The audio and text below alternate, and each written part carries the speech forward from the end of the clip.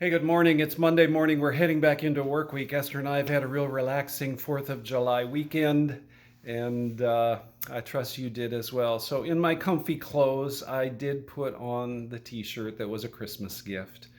The words on the front are pretty simple, they're straightforward. Don't rush me. I'm waiting for the last minute. It still kind of bothers me as it pokes at my procrastination gene. Notice even in my speaking of it that I'm not accepting responsibility for it. It's just not, at least not in my behaviors. Um, I was thinking about timing. I understand some of my timing on things, but I was wondering if my T-shirt maybe has some real strong application to God and how He works in our lives. There seem to be lots of biblical passages. There are texts that seem to draw to the fact that God would say to us, "Don't rush me. I'm waiting for the last minute." Often, God will set us up for very dramatic and climactic moments where we get to know who He is. So, I was reading in Exodus chapter 14. It is one of the great climactic moments in the Bible. In fact, forever it was etched on the psyche of Israel for them to know who their God was. Israel has been set free from their captivity. They've headed out into the desert. God is taking them to the very brink of the Red Sea. And He's also been orchestrating one last showdown with Pharaoh. Again, his heart has been hardened, and this time he realizes my workforce is gone. The slaves are no longer here. I'm going after them. So he talks with his officials, and he prepares his chariot, but also it mentions there are 600 chariots and horses. In other words, the best troops that he's got, as well as then the text in Exodus 14 mentions he gathers all of his chariots and horses. He is going to come in force with all he can throw at Israel, and he's going to bring back these slaves to once again work for him.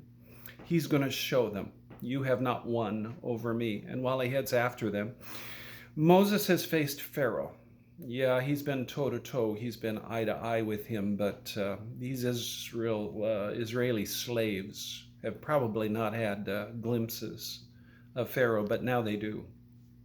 And here he comes toward them. And while they're hemmed in by the Red Sea, there they see the splendor of Egypt, the top-notch military of the day, and as they look, they are fearful.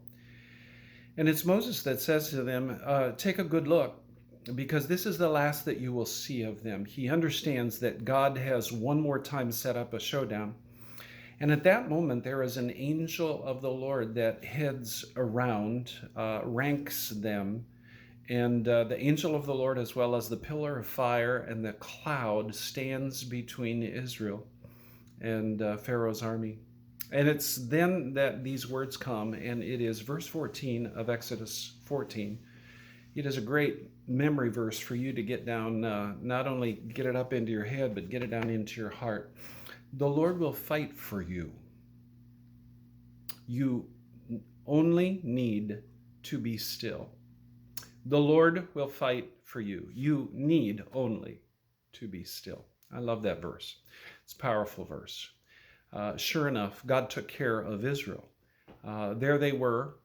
There they were facing the strength of Pharaoh and his army. And yet the waters parted. The wind blew. God protected them. They went across on dry ground. And then when Pharaoh and his forces came, the walls of water came in on them, and the army was completely destroyed. The only thing that remained were some of the bodies that floated up on the shore after Israel had crossed the Red Sea. I don't know what you're facing. We'll talk about this probably a little bit tomorrow, about enemies, what enemies are, and the things that we face in life. Sometimes there are things that seem to be enemies where they're actually friends. But anything that has to do with fear and doubt and distorting who God is, that truly is an enemy.